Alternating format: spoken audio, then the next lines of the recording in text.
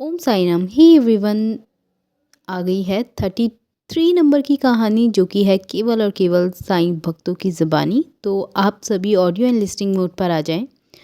और लीला सुनने से पहले एक बात हमेशा ध्यान रखें कि सबसे ऊपर कर्म और इंसानियत है, उसके बाद वो जिनको आप मानते हैं। जैसे मेरे लिए मेरे साईं, आपके लिए कौन है? कमेंट करके ज़रूर बताएं।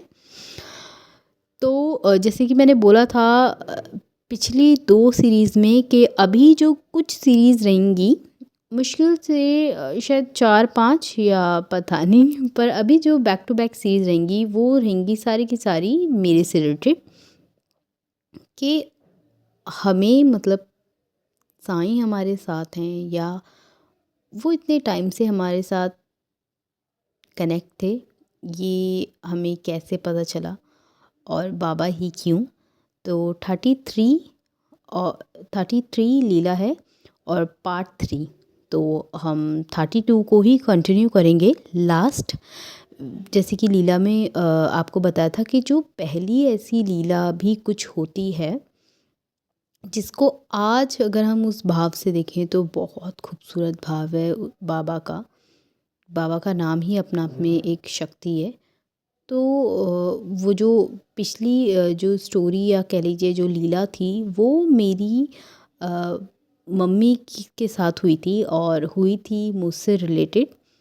जो कि मैंने थोड़ा सा, जितना मुझसे हो सका, जितना मैंने रिकॉल करने की कोशिश करी, उतना मैंने शेयर किया। क्योंकि साईं हमारे साथ हैं, इस चीज़ का अनुभव ना मुझे आज होता है बहुत अच्छे से।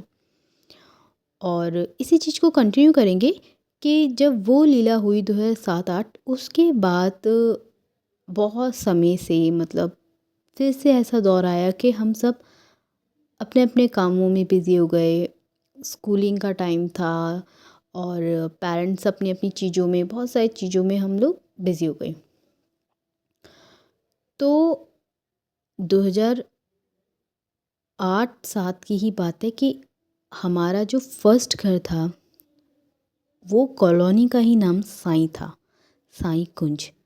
और उस टाइम तो हमारे लिए बिल्कुल नॉर्मल था, मतलब ऐसा कुछ अब जब हम देखते हैं कि यार हमारा मतलब पहला घर था, और उसकी जगह को अगर हम सोचने की कोशिश करें, हालांकि हमने अपने अ, 2 घर बनाए हैं बैक टू बैक, जो कि बहुत कम समय में हमने उनको सेल आउट करा। पर जब हम देखते हैं कि हमारा पहला घर, जो कि नाम ही साईं कुंज के नाम से था, तो उस टाइम वो हमारे को मतलब नॉर्मल ठीक है। पर फिर वो भी चीज़ समझ आती है कि कहीं ना कहीं वो भी एक कोइंसिडेंस बाबा से रिलेटेड। तो ये भी अपना आप में बहुत बड़ी बात है। और जो एरिया था हमारा, जिस एरिया में हम रहते थे, वहाँ पे साईं मंदिर था, बहुत बड़ा साईं मंदिर, जो कि हम हफ्ते 2 हफ्ते या फिर ऐसे जाया करते थे नॉर्मल यहाँ से। और फिर कुछ साल चलते चलते ऐसे हो गया कि ये सारी चीज़ें फिर से ब्लर सी होने लग गई, और हम सभी लोग अपनी अपनी लाइफ में बिज़ी हो गए। तो अब आती है वो बात जहाँ से मुझे ऐसा लगा कि शायद मैंने बाबा को वहाँ से छोड़ा, और वो था 2012-11 के आसपास। और वो भी ये हुआ था कि जब हम आगे अपनी लाइफ में चलते हैं, और हमारे लिए प्रायोरिटी हो जाती है हमारी स्टडी, हमारा करियर, मतलब सब कुछ वही। तो ऐसा होता था कि हमारे जैसे उत्तराखंड में हम लोग ईष्ट वगैरह सब बहुत मानते हैं। तो ऐसे ही हमारे भी ईष्ट रहे हैं, उनके नाम के साथ हम अपने साईं का नाम लेते थे। तो ये होता था कि जैसे हम आगे चलते गए, और कॉलेज का टाइम स्टार्ट हुआ, स्कूल का टाइम ख़त्म हुआ। तो जब स्कूल का टाइम ख़त्म हो रहा था और कॉलेज स्टार्ट हो रहा था, तो 2012-13 के आसपास वो माइंड में सेटअप था कि बीएससी करनी है। और ऐसा था कि मतलब मेरिट के अकॉर्डिंग आपकी लिस्ट होती थी और उसके अकॉर्डिंग ही आपको जो आप सोचते हैं कि आपको ठीक है इसमें अपनी ग्रेजुएशन करनी है या फिर आपको ये सब्जेक्ट चाहिए, इस टाइप का माइंडसेट था। तो जब हम आगे मैंने इस चीज़ को कंटिन्यू करा, तो मैं हमेशा ये बोलती थी कि बस किसी भी तरह करके मतलब मुझे बीएससी में मतलब एडमिशन मिल जाए किसी भी हालत में, कैसे भी करके, क्योंकि 12th तक मैं ये पीसीएम हो रखी थी। और मतलब मैं कोई इतनी ज़्यादा टॉपर टाइप नहीं रही हूँ, बहुत नॉर्मल एवरेज स्टूडेंट जिसे बोलते हैं। और 10th तक सब अच्छा था। 11th और 12th फिर ऐसा हुआ कि 12th में ऐसी परसेंट आई जहाँ से ना मुझे बीएससी में कोई मतलब एंट्री नहीं मिली, क्योंकि परसेंटेज कम थी। उस अकॉर्डिंग फिर मुझे ऑप्शन समझ ही नहीं आया कि यार लाइफ कहाँ मतलब लाके खड़ा कर रही है, मतलब हो क्या रहा है, समझ ही नहीं आया आगे चल के। तो मुझे एडमिशन चाहिए था बीएससी में, और परसेंटेज ऐसी थी कि उसके अकॉर्डिंग जो मेरिट लगती थी उसके अकॉर्डिंग मेरा एडमिशन नहीं हो पाया। अब मैं हमेशा सोचती थी कि ये नहीं हुआ तो फिर मतलब कुछ और तो मुझे दिखता नहीं था कि और क्या कर सकते हैं। उस टाइम पे मुझे अपने लिए मतलब जो वो बीए वाला ऐसा साउंड था, आज मैं देखूँ तो बहुत छोटा माइंड था। बहुत छोटा माइंड था ये बोलना ही और सोचना ही कि यार ऐसा कुछ नहीं होता है। बट उस टाइम पे मैं सोचती थी कि कैसे मतलब कैसे करके आगे चीज़ें चलेंगी, और मुझे तो यही एडमिशन चाहिए था। और मतलब क्या मतलब मैंने इतनी ज़्यादा रिक्वेस्ट करी बाबा से कि किसी भी तरह बस इतने मार्क्स इतने परसेंट आ जाएं कि मैं बीएससी कर पाऊँ। हुआ ये कि वो चीज़ तो नहीं हो पाई और मुझे एडमिशन भी नहीं मिला। तब से शायद जो अब मैं यहाँ पे एक थोड़ा सा टर्निंग पॉइंट आएगा जहाँ से मैंने शायद साइंस को छोड़ दिया था, ये सोचते हुए ये समझते हुए कि जो मैंने बोला वो तो इन्होंने करा नहीं। मतलब आप समझ सकते हैं 18-19 साल के बच्चे का माइंड क्या होगा। कि मतलब जो उसे चीज़ चाहिए वो मिल नहीं रही, तो उसके लिए कितनी भी प्रेशियस चीज़ पे आगे रख दो मतलब उसे फिर फ़र्क नहीं पड़ता वाली बात। तो हुआ यही था कि अब जो चीज़ मैं चाह रही थी वो हुआ नहीं। तो मैं सोचती थी कि नहीं यार, मतलब मैंने वहाँ से सारी चीज़ कहीं ना कहीं कह लो कि थोड़ा सा डाउन फेज़ आया या फिर कुछ भी कह सकते हैं। बट वहाँ से मैंने बहुत सारी चीज़ छोड़ दी थी कि यार मेरा मतलब जो मैं चाही थी वैसा नहीं हो पाया। और उस टाइम पे बहुत ज़्यादा ये था कि बीएससी वगैरह में एडमिशन मिलेगा तो मतलब होता है ना अपना एक अलग ही वे हो जाता है एक थोड़ा सा कि सब संग में सारे जितने भी हैं वो सब के सब बीएससी कर रहे थे और तुम एक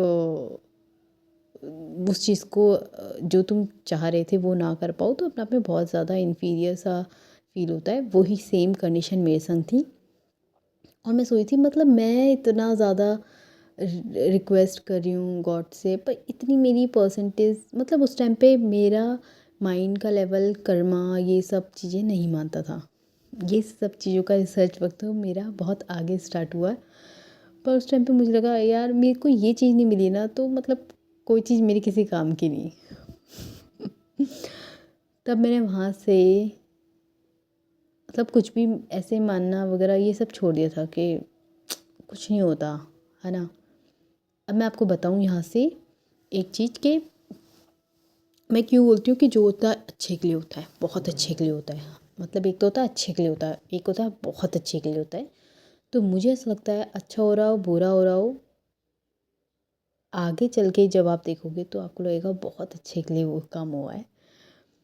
और मेरा एडमिशन ऐसे कोर्स में हुआ जो जो मेन कॉलेज था वो मेरे घर से ही मान के चलो 1.5 या 2 किलोमीटर के डिस्टेंस पे था। तो जितनी मेरी परसेंटेज थी उतने ही परसेंट में उस कोर्स की मतलब मेरिट लगनी थी। और उस टाइम तो बहुत ज़्यादा उलझनों में मतलब मैंने, ठीक है, उस कोर्स के लिए मतलब हम रेडी हुए, हम लोगों ने सबने ये सोचा कि इतने मतलब जो परसेंटेज थी मतलब फर्स्ट डिवीज़न से कम थी और इस टाइप की परसेंटेज थी।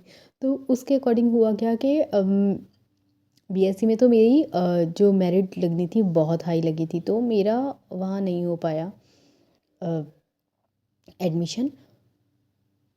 जितनी मेरी परसेंट थी उतनी परसेंट में जो कोर्स मतलब शायद उसके लिए मेरी किस्मत लिखी होगी कहते हैं, तो उस कोर्स में मतलब मेरी मेरिट बैटरी थी और वहाँ पर कोई ऑप्शन नहीं था। हाँ, तो हमने ले लिया वो कोर्स और फिर कहीं ना कहीं मेरे पेरेंट्स का ऐसा मूड था कि मैं ये करूँ। तो हम सबकी बात में हम सब बैठे, सोचा समझा कि ठीक है, मतलब क्या ही कर सकते हैं, आगे तो चलना ही है ना। तो मैंने उस कोर्स में एडमिशन ले लिया और यहाँ से भी थोड़ा सा एक छोटा सा यू टर्न आएगा कि उस लाइफ में मतलब मेरे लिए वो लाइफ बिल्कुल अलग, बहुत डिफरेंट। कहाँ तुम एक सहमे वैसी लाइफ जीते हो और जब फिर तुम कॉलेज में आ जाओ तो तुम्हारी लाइफ बिल्कुल मतलब होता है ना कि हाँ कुछ नया ही देखने को कुछ करने को मिल रहा है। तो ऐसे करते करते उस कोर्स के मतलब 4-5 साल बीत गए। अब वो कोर्स क्या है या फिर मैंने क्या करा था वो सब भी मैं आपको एक टाइम आएगा बताऊंगी आराम से। पर इन सब चीज़ों के बीच में मैंने बहुत डाउनफॉल देखे अपनी इस जर्नी के बाद, जहाँ से यहाँ से यू टर्न स्टार्ट हुआ। बहुत डाउनफॉल्स देखे, बहुत मेंटल ट्रॉमा देखा, मतलब बहुत कुछ सुनने समझने के बाद फिर ऐसा लगा कि मैं कहीं ना कहीं एक ऐसे रिसर्च वर्क में लग गई जहाँ मुझे लगता था कि ना हर एक चीज़ से ऊपर इंसानियत है, हर एक चीज़ से ऊपर कर्म है। तो 2013 से मेरा कॉलेज स्टार्ट हुआ और 2018 में फिनिश हुआ। और इन सारी ड्यूरेशन के बाद जब टाइम निकला, बहुत सिंसेरिटी भी आई, बहुत कुछ लाइफ में फेस किया, देखा। तो फिर मैं अपने रिसर्च वर्क में गई क्योंकि मेरा कुछ ऐसा इन्वायरमेंट रहा है कि थोड़ा सा रिस्ट्रिक्ट टाइप का, और ये कह लो कि ओपिनियन खुद की ज़्यादा ना होना। तो उस इन्वायरमेंट के थ्रू मैंने जब बहुत करीब से लोगों को देखा, सुना, समझा, तो उसके बाद मुझे ऐसा लगा कि कर्म और इंसानियत सबसे ऊपर है।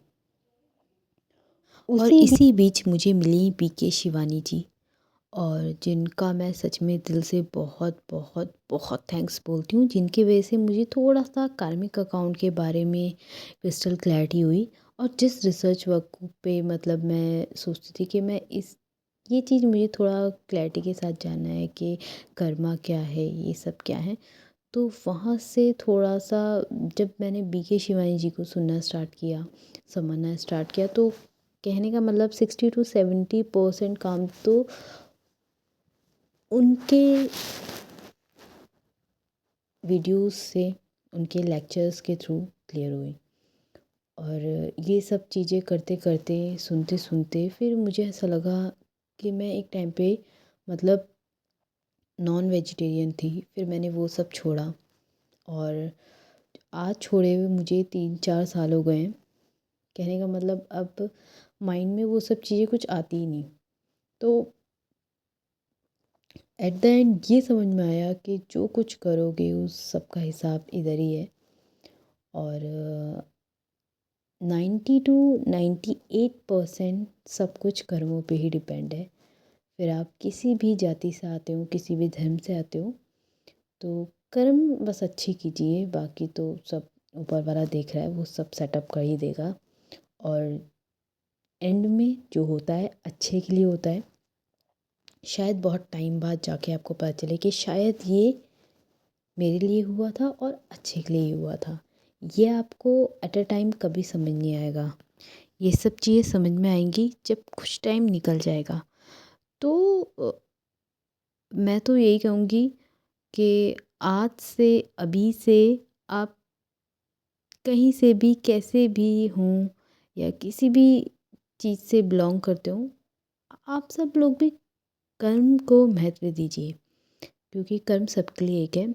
उसकी तलवार सबके लिए एक समान ही चलती है। तो यही था, और यही सारी चीज़ें मुझे बाबा में मिली, और इसी स्टोरी को कंटिन्यू करेंगे 34 साईं लीला के साथ। तो मिलते हैं नेक्स्ट वीडियो में नई किसी एक और टॉपिक के साथ। तब तक के लिए ओम साई राम, जय साई राम, जय जय साई राम। और ये मेरी लाइफ का एक्सपीरियंस है जो मुझे लगता है कि बाबा से बहुत कनेक्टेड है। और आगे भी छोटी सी और जर्नी बची है, वो भी मैं आप लोगों के साथ जल्द ही शेयर करूँगी। तो आप सभी को ओम साई राम, जय साई राम।